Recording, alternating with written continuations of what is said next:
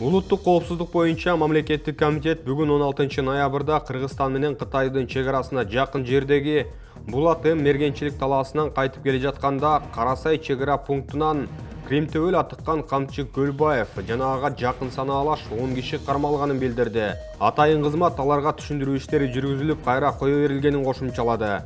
Текшерүүнүн жүрүшүндө кармалгандар Кыргыз Республикасынын мамлекеттик органдарынан тиешелүү уруксаттары жок чек ара аймагында жүргөндүгү аныкталды. Бул боюнча Кыргыз Республикасынын мыйзамдарына ылайык Камчыбек Асанбек жана анын жанындагыларга карата административдик камакка алуу боюнча тиешелүү протоколдор түзүлүп, текшерүүнүн жыйынтыгында 8 даана ок атуучу курал, 4 сайга карабини жана 4 даана ПМ жана Глок үлгүсүндөгү тапанча табылып алынган деп айтылат атайын кызмат тараткан маалыматта. Кыргызстандын энергетика тармагынын карызы 142 миллиард сомго жетти.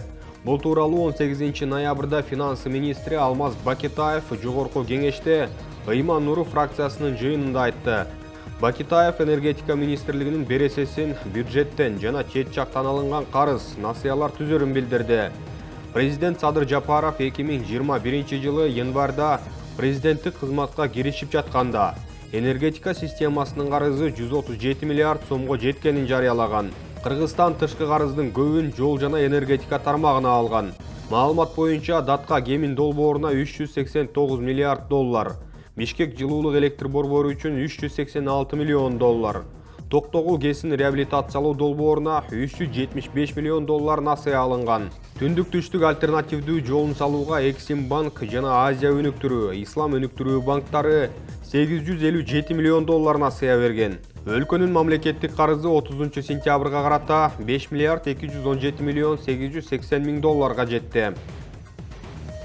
Кемпир-абадты коргоо комитети эл аралык сотко кайрылат. Бул тууралуу саясатчы Равшан Жээнбеков билдирди. Анын айтымында Өзгөн районундагы Кемпир-абад суу сактагычын кайтарып алуу үчүн эл аралык сотко кайрылууга болот. Тилекке каршы бийлик Кемпир-абадты берди. Бизде дагы бир жол бар.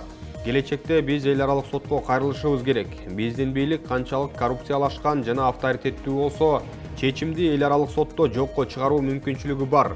Анткени кечээ парламентте депутаттарга кысым көрсөтүлдү, деди Жээнбеков.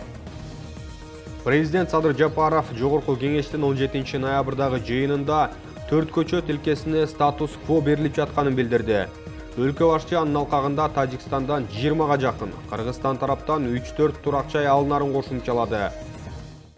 Мурда сабаттуулар берип жиберген жерлерди биз бүгүн сабатсыздар кайтарып алып келип атабыз. Азыр Камчыбек Кыдыршаевичтин докладынан да менин айткан сөздөрүмөн дагы ынандыңыздар, урматтуу депутаттар. Сиз берип жиберген 4 көчө боюнча протоколго кол коюп жиберген. Аны айтып атпайсызбы? Мыйзамсыз, туалетке барып коюш керек деп. А бирок тиги тарап барбайт экен аны менен. Мына деп эле көрсөтүп туруп алат экен. Бир нече жолу көрсөттү. Өткөндө Астанадан дагы 3 тараптуу жолугушууда да көрсөттү. Мына монтип кол коюп берип коюп аткара бербейт деп. Андан бери мына 2 жолу сүйлөшүп келди Камчыбек Кыдыршаевич. Кече жакында биз кайра кайтарып аны нейтральный статус-кво бердирип атабыз. Ошого макул кылдык. Сеники да эмес, меники да эмес болсун, андай болсо деп туруп. Эгерде мындан кийин эле дагы айнып кетпесе эле. Нейтральный территория. Биз лейлекке түзөтөбүз, сен ходжайлооң менен ворукка түзөтөсүң.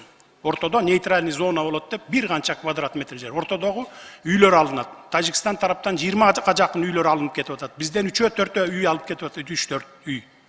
Жогорку кеңештин депутаты Адахан Мадумаров 2009 жылы коопсуздук кеңешинин катчысы болуп турган кезде Ош Баткен Исфана жолун оңдоого жана көпүрө куруу үчүн 275 метр узундуктагы 5 гектар жерди Тажик тараптан 49 жылдык мөөнөткө ижарага алуу боюнча протоколго кол койгон.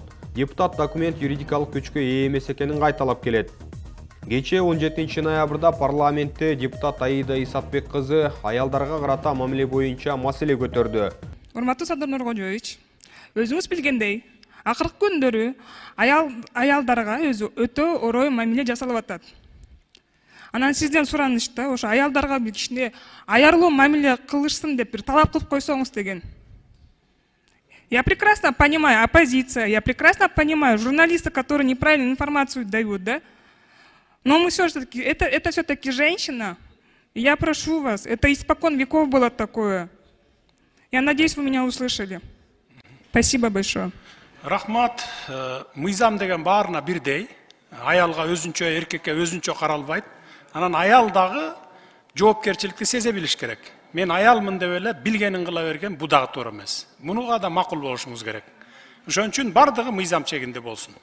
Эске салсак, буга чейин Кемпир-Абад суусактагычын Өзбекстанга берүүгө каршы чыккан 20-дан ашуун активист массалык башаламандыкка даярданган деп айыпталып, бир нече айга камакка алынган. Кармалгандардын арасында 6 аял, анын ичинде 63 жаштагы Гүлнара Журабаева жана 71 жаштагы Асия Сасыкбаева да бар.